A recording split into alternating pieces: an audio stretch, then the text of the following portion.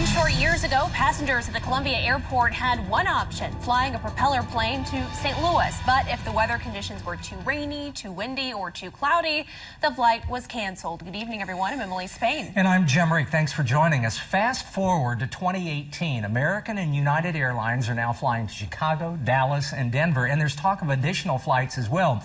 However, that would create a balancing act considering passengers are crammed into 2 double-wide trailers for pre-boarding. That's both embarrassing and an inconvenience to travelers. KOMU 8 Sarah Trott is live at the airport to tell us everyone agrees a new terminal is needed, but there's not much agreement on one very important factor. In the 2 hours surrounding this newscast, 3 flights and hundreds of passengers will have come in and out of this airport. It's no surprise to see how busy it gets here, but what you can't see is the conflict and the wasted time and money that's gone into building a new terminal. It's no surprise this airport, built in the 1960s, is in need of a facelift and a new terminal. We don't have to have the Taj Mahal. We need a functional airport. Growth trends show Columbia Regional is bursting at the seams, but the process on how and where to build a new terminal goes back years. In 2015, engineering company Parsons Brinckerhoff was paid nearly $1 million from taxpayer money to select potential sites. I read through their report full of technical terms and considerations. Out of 6 thoroughly vetted options and nearly 2 years of surveying, the company chose site number 2, which would occupy green space northwest of the current airport. And the consultants aren't alone. Last year, an MU engineering class spent all semester coming up with a final project on where to put the new terminal. Their findings match those of the consultants. We divide into 2 teams, so like 2 competing consultant teams. Both teams decided to use the north location, which is the green space or green site there. So both the MU engineering students and expert consultants were in agreement. But last December, city leaders announced they would pursue a new 7th site, one that the consultants had not even considered. It would be squeezed just south of the existing terminal. Oh, it'll fit here on the map. Well, it'll fit there, but is it what we need? That December decision came without consulting members from the Airport Advisory Board.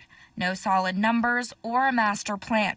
So I talked with the airport manager to hear their side. It's a collaborative effort amongst everybody looking for the best site with timing and cost and consideration. So the decision was made as a group effort. But that's not what some members on the board say. We weren't really told about it. As a member of the airport board, it's never really been told to us. But it wasn't something the airport board looked at. It's probably a good decision, but it did not go through us. And what was the feedback you received from the Airport Advisory Board? Well, you're asking hard questions here. I guess trying to think of the best way to answer that. The city says the expedited 7th site would be a quick fix. It uses existing infrastructure, might be cheaper, but in the long run, does it match the airport's enormous growth? Unlike Site 2, the consultants and students favor, this 7th site would eliminate hundreds of free parking spots during construction, require this hangar to be torn down, and crowd the already packed decades-old terminal. It's time that we quit playing Mickey Mouse games and we be open with the public. You've wasted time and you've wasted money. $1 million is not a small chunk of change. The city says they're now in the due diligence process. Although this new terminal may pop up sooner, it's unclear if this is the best long-term deal for passengers. I talked with 3 other Airport Advisory Board members who confirmed with me they weren't consulted before that December announcement. Now, typically larger cities like St. Louis and Kansas City put big decision-making powers like these into an airport authority rather than a few individuals. Reporting live in Columbia, Sarah Trott, KOMU 8 News. To see an interactive timeline of this complicated terminal issue, visit our website at KOMU.com.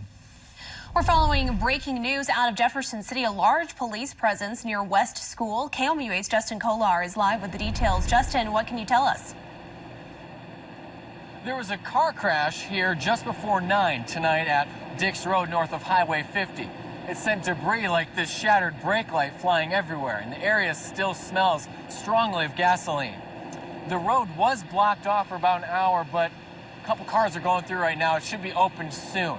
It brought out a lot of police, and with it being near the school, we got a call from someone concerned nearby, but it wasn't related to the school at all. Police tell me a car hit the back of a trailer. That trailer was crumpled, but there's not too much damage to the car or the passengers. There was some gasoline leaking, so emergency crews had to work on that. Fortunately, no one was badly injured in this accident. Reporting live from Jefferson City, Justin Kolar, KOMU 8 News. A Fulton mother says her baby suffered tragic injuries at his daycare and the prosecutor can't do anything about it. The 3-month-old Colin Drummond left this home daycare in an ambulance, and soon afterward, doctors diagnosed him with shaken baby syndrome. His mother says there's only one person to hold responsible, daycare provider Megan Thomas. But there will be no legal action. Tuesday night, Drummond received a letter from the assistant prosecuting attorney. He will not file criminal charges because there's not enough evidence, he says, to make a case against Thomas. It's just like his case is overlooked. It's bypassed because she was never in a position where she had to answer to what happened. She and others who commented on the post say Thomas's daycare is still up and running. KOMU 8 News reached out to daycare provider Megan Thomas and is still awaiting a response.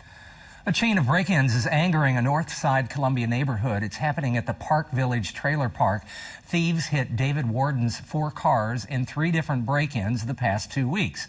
Warden lost credit cards, money, and tools. He posted surveillance cameras around the house and caught 3 burglaries on camera. He says even though he might not have much, it still means a lot to him. If someone's working hard, doing hard work for their stuff, why steal from it? I know that we live in a trailer park and people kind of think down on us, but we're people just like the rest of you. After contacting police and his landlord, Warden says he hopes someone will put an end to the break-ins. Today, a St. Louis judge refused to move up the felony trial of Governor Eric Greitens. This leaves prosecutors with just under 2 months to get the photo at the center of the case, if it exists. Greitens was indicted last month for felony invasion of privacy for allegedly taking a compromising photo of his mistress. As of late February, prosecutors did not have the photo. The trial date is set for May 14th. Congress unveiled its $1.3 billion bipartisan spending plan this evening. It would keep the government running until September. GOP leaders say it has support from the White House. Congress has until midnight Friday to pass the bill or the government shuts down again.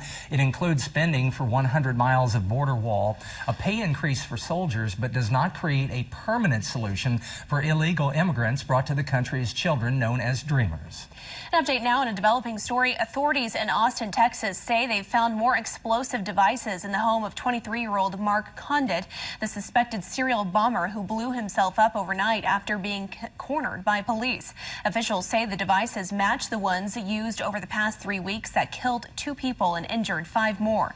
The focus of the investigation has now shifted to Condit's house in Pflugerville, where police and federal agents have already found lots of evidence, including a 25-minute confession on his cell phone.